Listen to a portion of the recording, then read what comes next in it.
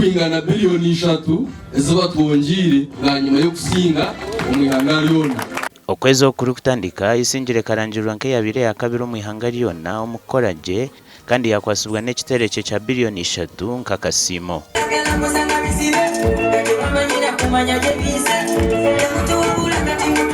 So our assessment age nibachira kutwara omisho department sina department sisha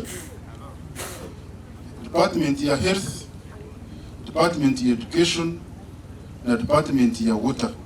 Okurijira hari mukuru w'abakozi ba district age nagira ngo obuhanguzi burigera kwatanisa kwa abakozi hamwe no gukora munonga mu district age. Honorable Minister, all these technical staff over here, all these achievements are made because of their effort.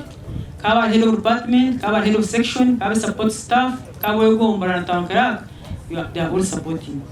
Chairman wa district yagizire ngo sente zibongirwe niziza kutungura abantu. DC niza kumuha fuel yata jine. Minister naza kutwongera asaya burra. Tuza kwate byoma byona. Tubyiheyo kandi taruko bibagarura. Habo kuba korokoro no muzenubi kandi wakareba neshisha.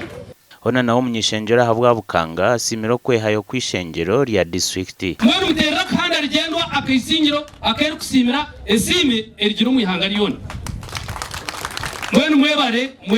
Mwebare tuje kwesima akayisingiro. Minister Bright Ramirama akenire kimwe abakozi bari gukora imirimo ya district binkwatire ki. Bakuja mutwenda ntwere nguto yo kuzakirwa. Kongo kuzakirwa ntwende ryato. We sente zona bazimarira nguto okurga kamori okahari abantu tubazahakirwa. Oyina magezo mutwe urumuki. Gashakwa Ruth Nuwamanya.